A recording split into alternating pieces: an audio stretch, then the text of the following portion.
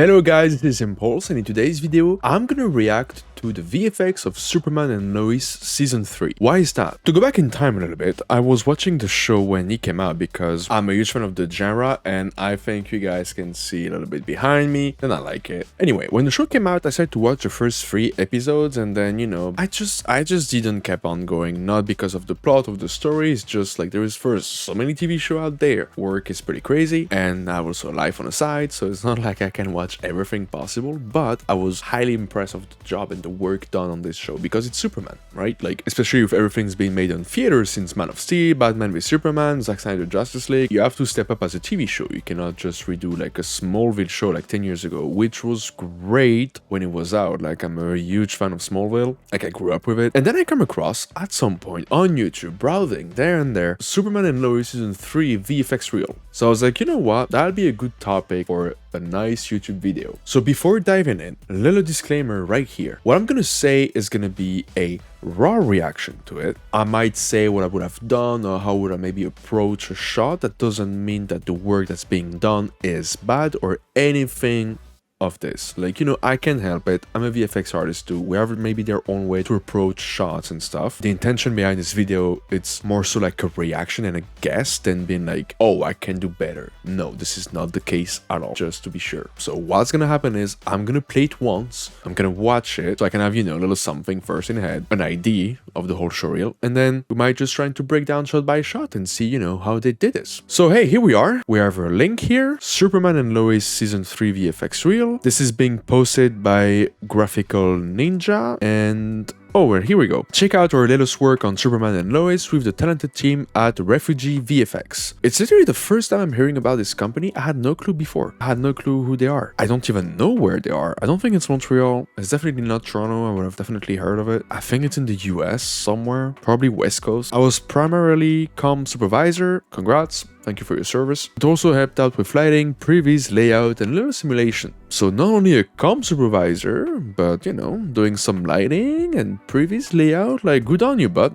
The effects work was done in 3ds Max, okay. Tyflow and Phoenix. What are they? First time I'm hearing this. So before I kept going, I did a little bit of research, and it seems like they are like simulation software. Tyflow seems to be a software on its own to make like, simulation, clouds, anything like effects related. And Phoenix seems to be like, I don't know, maybe I'm wrong, but like the Bifrost of 3ds Max. It seems very complete to be just like a plugin. Again, I can be wrong. I quickly typed what was it, then I went for the website and I read kind of in diagonal. And rendered in V-Ray. Nuke was used for compositing, and Unreal Engine was used for some environment rendering. Cool. Maya was used for animation of Digidouble, which makes sense.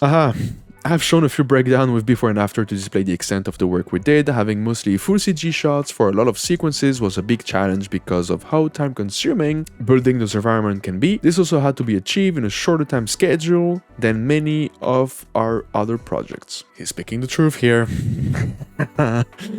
I'm with you. I'm with you, brother, on that. Anyway, okay, let's just watch it.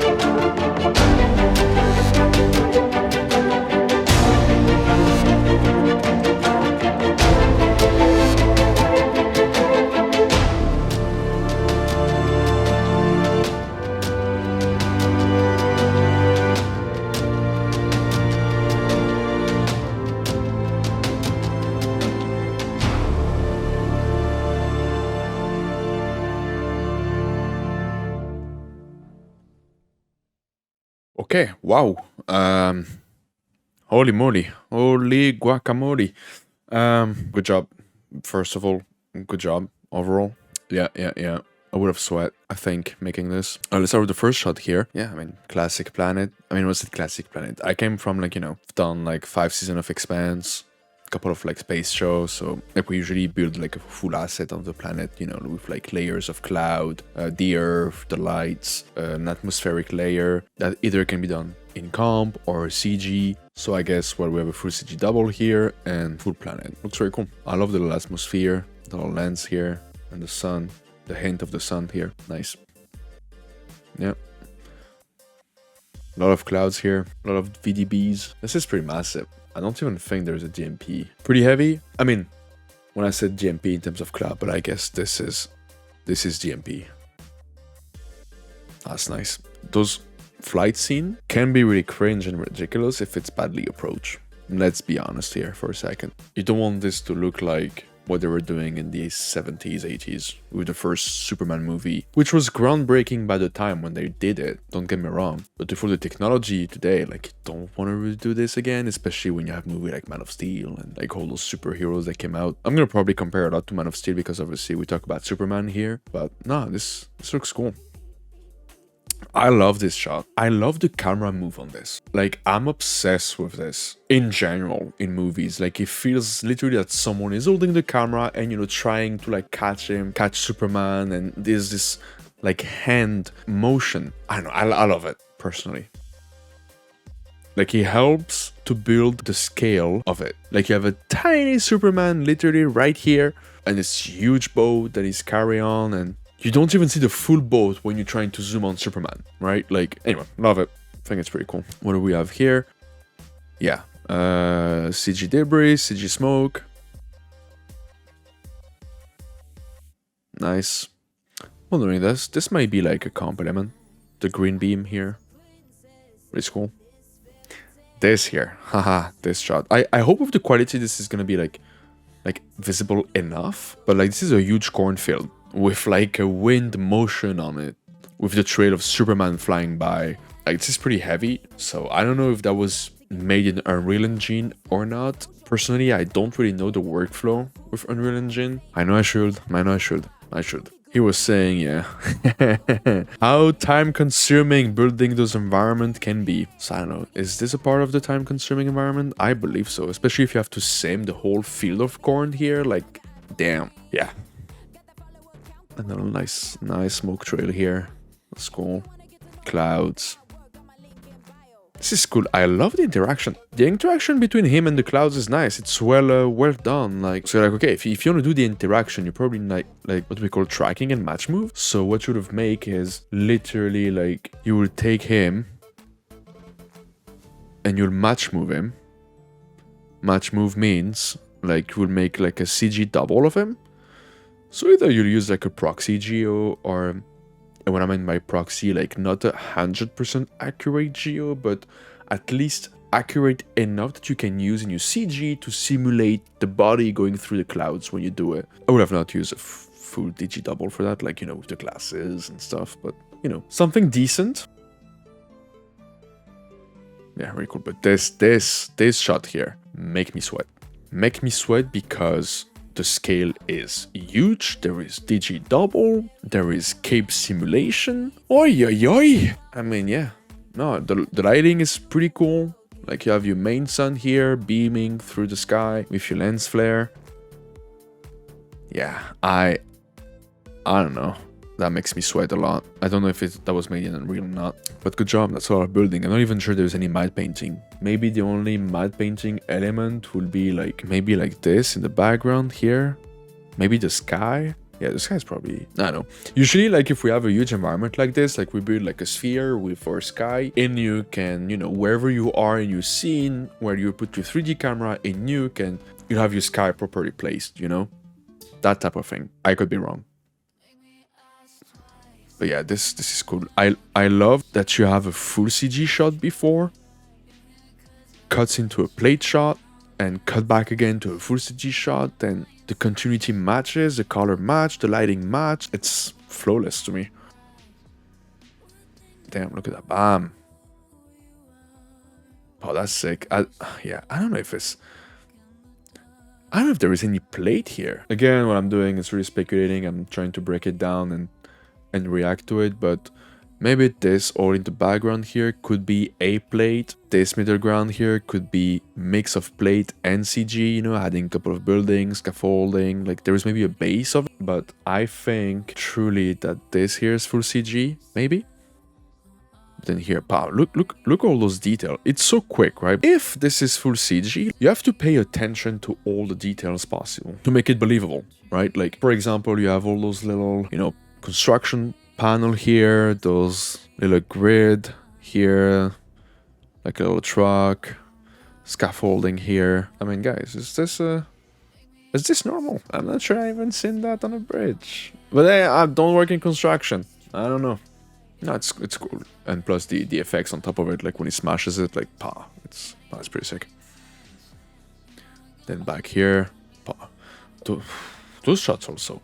So when you have to do a shot like this, first you have to build the environment. Like maybe there is some reuse there and there, but I'm not even sure because it seems to be like a one-off. It's not like a place they go back all the time, so you can reuse your asset. But then you have to do all those debris, all those wood panel, the concrete, the walls, all those detail. But then on top of that, the volumic going through, your character going through the volumic, plus dust, plus debris. Like guys, this is a challenging shot technically to render. Even to lit. Like you want everything to be nicely lit and look at that. Look at that. And a slow-mo shot, because why not? You know, we like having some challenge. I don't know what's the shot here. Oh, I think it's maybe to make the joke about the fact that he went through 10 buildings.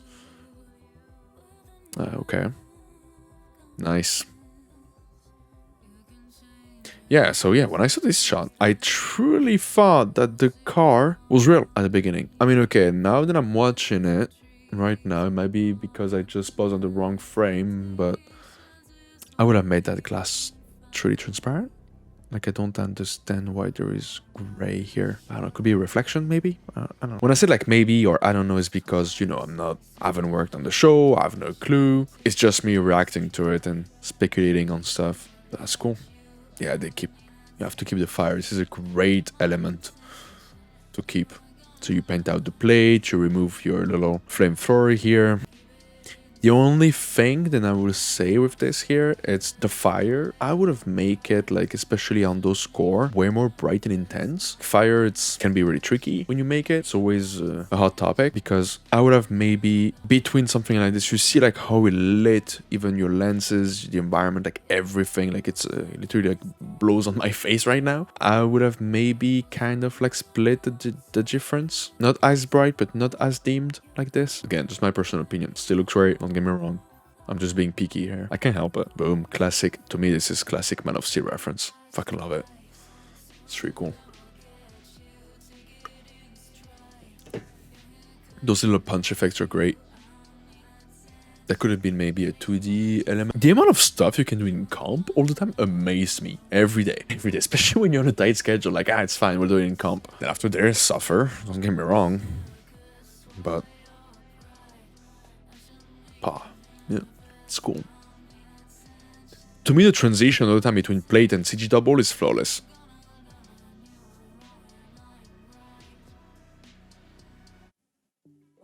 Water. All those bubbles.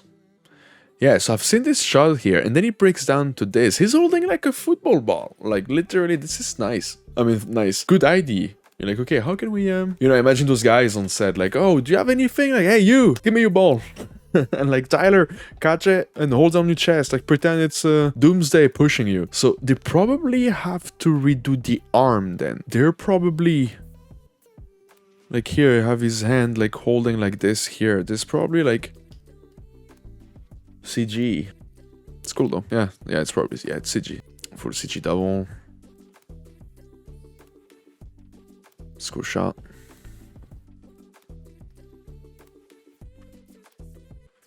Bam. Out of the water like this. This feels like there is some plate element. And they had to blend in. When I said blend in a sense of you have your water, but then here, that would be your effect simulation. Like what you will do is maybe you will reproduce this here. Like, you water sim, and then you're trying to blend in with the plate and simulate when it's, you know, splashes like this. Or could be an entire full water simulation. No clue. By the way, if any VFX artists that worked on the show and, you know, I'm saying something wrong or if I'm totally off topic, don't hesitate to drop a comment and be like, no, you know what, Impulse, sorry, but you were wrong here. I'm not gonna be offended at all. It's kind of fun to try to guess how people do shots and stuff. I kind of like it. There's, to me, a lot of different approach. Oh, okay. Let's talk about this one here. I had to do a city, not that close up, not that like in the street like this. I had to do this on The Boys on season 3, the last episode, when they fight with Soldier Boy, when he jumps out of the window with Queen Maeve, making a city, especially a city light rig. That shit is hard and challenging. I guess when it was saying like, you know, those time-consuming environment, I don't think this is Unreal, or maybe it's also time-consuming to do it in Unreal. All those lights here. Let's pretend this was rendered in 3ds Max. Let's forget about Unreal for a second, because I don't have the expertise and the knowledge to talk about this, because I'm not used to that workflow. But what you have to do, you probably first of all have to optimize your file with this, because you don't want to have like, you know, you don't want to render the building which is behind here on the left. You want to hide the one that's behind here too. You probably just want to focus on your camera and what you want to render only, especially if you want to load your scene pretty fast. This is definitely something that I do not recommend having in your file. But then those lights here, so many different ways to make this. When I was in MPC working on Ghost in the Shell, like they were having a city also to do. What they were doing is they were literally building a 3D shader. So what it is you have your window here like that, and then you literally have a shader that like goes down in perspective. I mean, it fakes it, and you kind of put like a texture, you know, like an inside the room, and so you follow the perspective of your camera angle, and that gives you a sense of depth, and not just like a plane with a image, 2D image stick on top of it. That's a way. Could be also DMP that you stick with cards. Usually what you can do, you can render, you know, like something that we call cryptomat, and then in comp, you know, you select your meshes and you're like, all right, we're gonna make some, like, you're gonna select a group of them, and this is gonna be cold, warm, etc, etc. The challenge also is to build those little lights here that fall off going on. What I find with artists overall, especially with junior, at least people that start in the industry, when you ask them to lit a city and, you know, we need those light interaction, you need to think of building this, I'll say, by layer. So first of all, you have your, let's say, your road lights, you have your cars, and you have your lamp street lights. And you see, so you start from the bottom here. I'm going to take this building, for example, and then you reach to here. So if you follow that perspective, this is where your street lamp goes to. That's your ground here. And if I follow kind of this perspective, right? And then now, what you have to do is those light building, those that I drew here on this side, plus those ones here, this and this. All the time, usually artists, what they do is like, bam, they put a massive light, the fall off goes on top here, and I'm like, I know you want to show everything, but you need to be subtle. For those that are lucky, if you live in big city, like I live in Toronto, so streets like this with tall buildings, I'm used to it, or at least that provide me good reference. Also been to New York, which is like, you know, it's massive, it's kind of look-alike. What I suggest to people when you have to do this is like, look at reference. Google is your best friend and trying to reproduce it. Go on the street, go outside, take your camera and like take some pictures and see how everything react. That'll be my biggest advice. But this shot, yeah, at first I really like the aesthetic of it. If that was fully rendered, you know, 3ds Max, V-Ray, buckle up. And here, this hole. Oh, and that's the money shot, eh? So I don't know if this is wet, but this seems like it's a little bit of noise here, actually.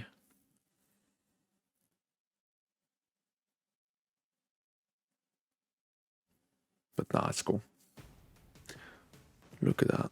Oh, yeah, they redid like everything, even the ground and stuff. They probably even used a digi-double of him to recreate the soul, the reflection here. Like, but that sells the shot to me. That's looking cool. There is one thing, actually two things. Now I'm going to be picky a little bit. What I like to do with CG Double in general is give them, no matter what, some light interaction on top of it. Especially if we have the CG Double. If we have him here, you know, standing. Like, I know we have a light coming here, I can see on his face here. Like, I would have still maybe rendered the path with all those light interactive, maybe, you know, that you can use or not in comp, because I see like a lot of flickering. I don't know if it's the quality, and it could be, of the video, that I'm not seeing it when he blinks. And also when he turns.